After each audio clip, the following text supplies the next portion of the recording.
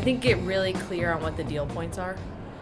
Make sure you really understand why you're doing the deal, and make sure everyone in your company really knows why you're doing the deal, because if everybody's not on the same page, then the deal can crumble at the very end, and that's always disappointing.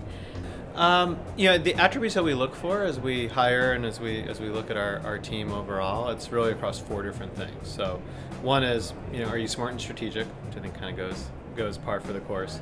How good are you with product? Like, what are your product chops like? Because everything that we do really starts with product and engineering, and you kind of have to be able to hold your own with our product and our engineering teams. You're often doing bidding on their behalf. You're often bringing requirements back home from what partners are telling you. So really having those product chops is key. The other one is just deal, right? How good are you with deals, with contracts, negotiations? And the fourth one is culture fit, and we focus a lot on, how do you fit in culturally with our team and sort of our core values, not only as a team, but as a company overall. One do for successful BD. I would say, this is super cliche, but I would say be honest.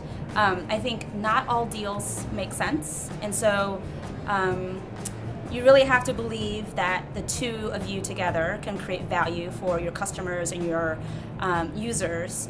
Otherwise, you end up doing an amazing sort of deal that sounds great, and then you guys end up just struggling to make it successful, and that just makes, as a BD person, that makes it really sort of disappointing and a bummer to see. Do be very aggressive with all the partners you have, and do learn how to leverage channels above the people you think you should talk to. So in other words, spend a lot more time thinking about how you're going to enter the conversation as opposed to just going to the person that's easiest.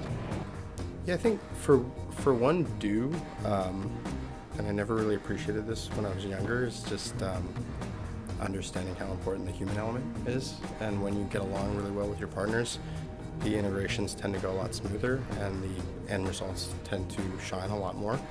Have true, real relationships with the people that you're trying to target. So make sure you have real value in the product that you're bringing, as well as have real relationships with the people that you're talking to, so that when push comes to shove, there's something genuine that you guys are able to draw back on.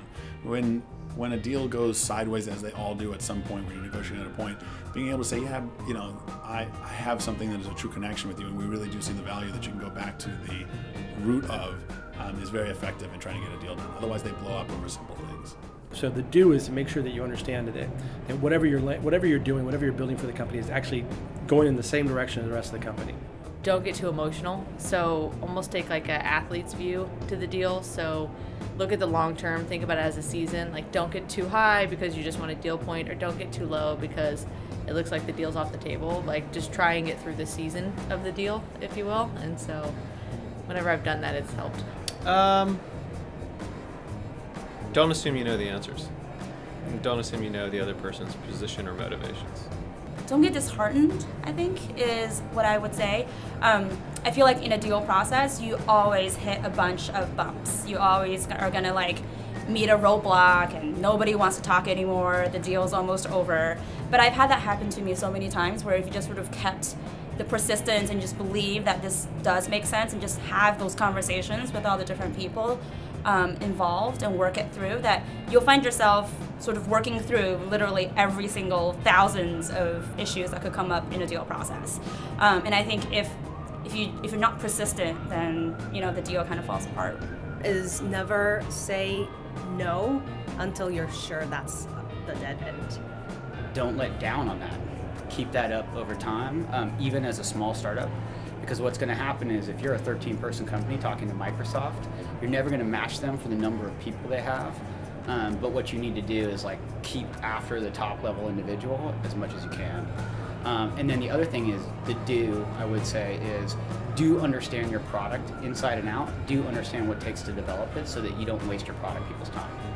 I would say don't lose sight of how important things like just general technical acumen, understanding of product and user experience, and appreciating what the goal of the other partner's service is when you're going in and talking to them about, we can do X, Y, Z together. I think those are really, really important.